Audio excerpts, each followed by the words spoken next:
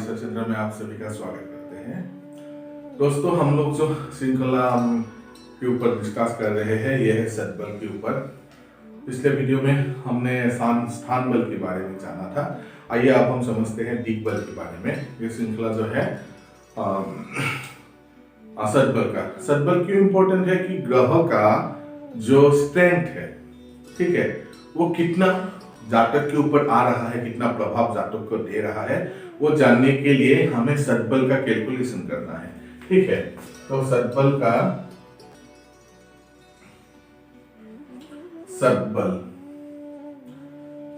का आज हम जो डिस्कस करेंगे वो है दिग्बल के ऊपर। ठीक है, हम जानते हैं दोस्तों कि जो सद्बल का जो इकाई है वो है रूप बल के हिसाब से हम उसे नापते हैं। वन रूप बल इक्वल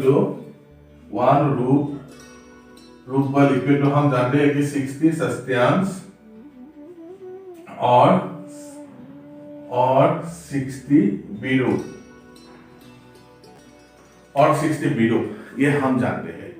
यहाँ पर दिग्बल यानी कि कौन सा प्लेनेट कौन सी दिशा में स्ट्रॉन्ग होता है, ठीक है, उसे कितना सस्त्यांश मिलेगा।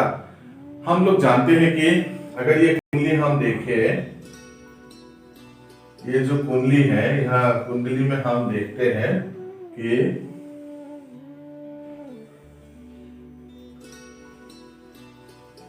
ये जो कुंडली है, यहाँ की जो सार मुख्य जो केंद्र भाव है, ये केंद्र भाव को हमें लेना होगा।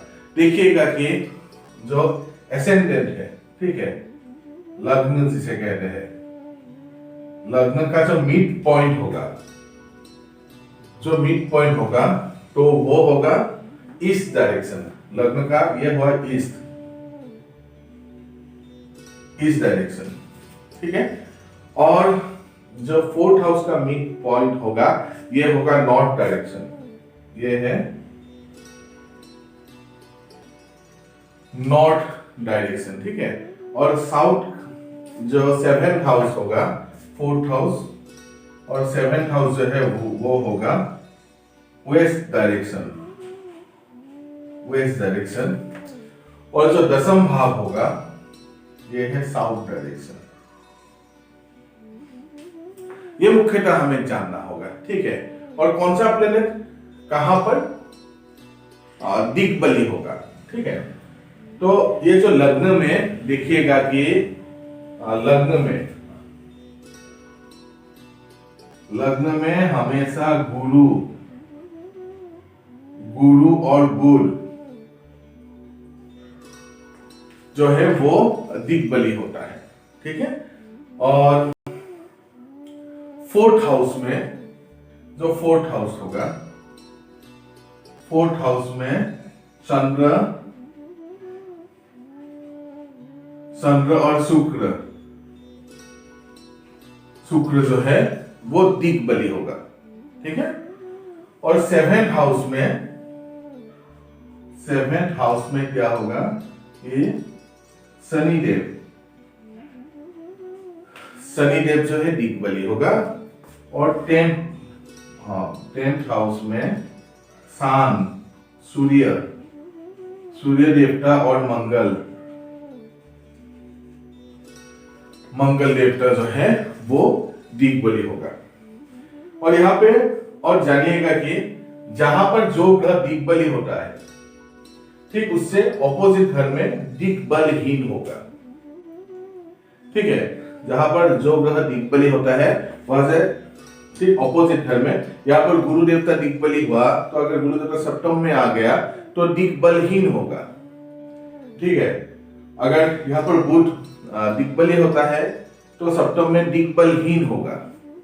यहाँ पर अगर चंद्र देवता दिग्बली होता है तो 10th भाव में चंद्र देवता दिग्बलहीन होगा। और ठीक शुक्र भी 4th हाउस में दिग्बली होता है तो 10th हाउस में दिग्बलहीन होगा। फिर शनि लग्न में दिग्बलहीन होगा। फिर साउथ का जो प्लेनेट है सूर्य और मंगल 4th हाउस में रहने से दिग्बलहीन होता है, ठीक है।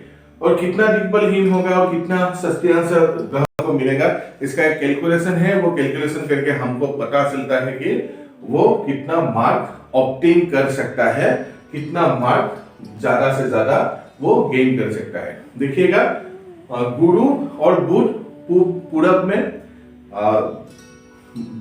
दिग्बली होता है, फिर पश्चिम में दिग्बलहीन होता है। शनि पश्चिम में दिग्बली होता है, पूरब में दिग्बलहीन होता है। सूर्य और मंगल देवता दक्षिण में दिग्बली होता है, उत्तर में दिग्बलहीन होता है। फिर शुक्र देवता और चंद्र देवता उत्तर में दिग्बली होता है, लेकिन दक्षिण में दिग्बलहीन होता है। ये यूनिवर्सल है, इसे हमें जानना है। आइए अभी कैलकुलेशन पार्ट क्या कहते हैं, ठीक है। ये आप ड्रॉ कर सकते हैं, वीडियो को पॉज करके ड्रॉ करेंगे। यहां पर हमें क्या निकालना है, ठीक है। यहां पर हमें क्या निकालना है, ये दिग्बल निकालना है। दिग्बल, हमें दिग्बल यहां पर निकालना है। दिग्बल कैसे हमें मालूम चलेगा दिग्बल? पहले हमें दिग्बल आर्क निकालना होगा। दिग्बल आर्क हमें निकालना होगा। तो दिग्बल आर्क क्या होगा कि प्लेनेट का जो लॉन्गिट्यूड है, प्लेनेट लॉन्गिट्यूड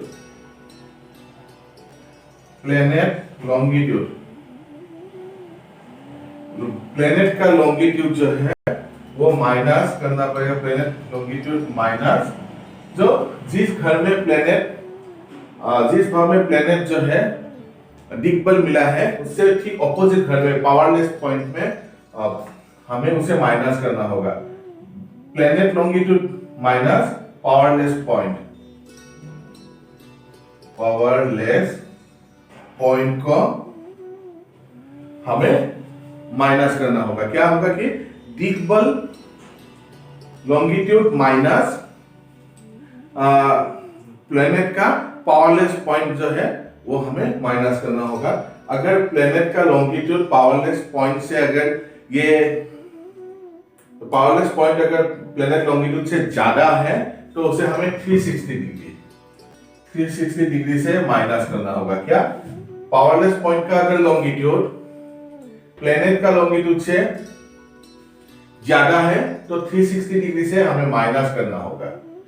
अगर प्लेनेट का लॉन्गिट्यूड पावरलेस लॉन्गिट्यूड से अगर ज्यादा है तो पहला था क्या, प्लेनेट का लॉन्गिट्यूड अगर पावरलेस पॉइंट से अगर कम है तो हमें 360 डिग्री से माइनस करना होगा, ठीक है।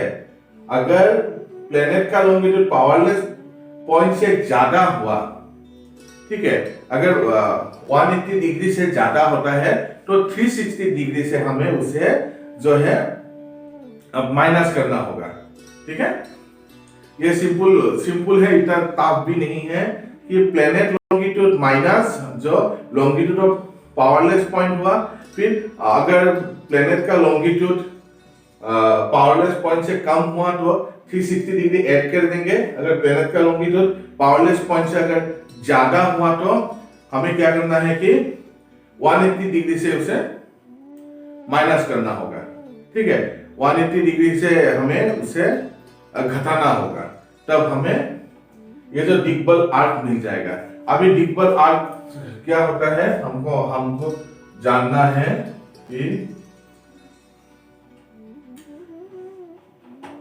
दिग्बल इक्वल टू दिग्बल आर्क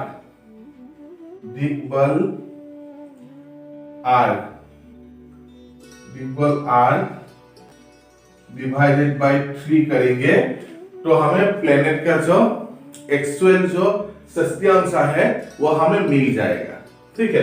तो फॉर्मूला क्या है, दिग्बल arc equal to planet longitude minus powerless point. अगर प्लेनेट का लॉन्गिट्यूड पावरलेस पॉइंट से कम हुआ तो 360 डिग्री उधर में हम ऐड कर देंगे। अगर प्लेनेट का लॉन्गिट्यूड पावरलेस पॉइंट से ज्यादा हुआ तो हमें 180 डिग्री से हमें उसे डिडक्ट करना है, तब हमें दिग्बल का जो आर्क है वो मिल जाएगा। अभी दिग्बल निकालना है तो दिग्बल आर्क डिवाइडेड बाय 3 करने से हमें प्लेनेट का जो सस्यांश हम लोग को इजीली मिल जाएगा। आप भी समझते हैं कि ये है इक्वेशन। अभी समझना है कि कितना मिनिमम रिक्वायरमेंट चाहिए, कितना प्लेनेट को मिनिमम रिक्वायरमेंट चाहिए कि ग्रह को बूस्ट अप करने के लिए, ग्रह को, उस पर्टिकुलर ग्रह को बल देने के लिए कितना सस्टेंस चाहिए, उसके ऊपर हम लोग अभी जानते हैं। ये उसके ऊपर जानते हैं। जो पहले जो है हम लोग जानेंगे कि दिग्बल में क्या होता है कि पहले रवि, ठीक है, रवि देवता हुआ, फिर बुध देवता हुआ, और फिर जो है आपका गुरु। ये जो गुरु है, इन सब का जो मिनिमम रिक्वायरमेंट है दिग्बल आर्क में हमें 35 सस्त्यांश चाहिए, ठीक है, 35 सस्त्यांश चाहिए। ये है मिनिमम रिक्वायर्ड। इससे कम हुआ तो दिग्बल कम होगा, इससे ज्यादा हुआ तो और भी प्रभावी होगा, और भी अच्छा होगा। जो सस्त्यांश है मिनिमम रिक्वायरमेंट 35 चाहिए। और फिर यहां पर आप लोग देखिएगा कि मार्स और शुक्र का, ठीक है, और मार्स और जो मंगल और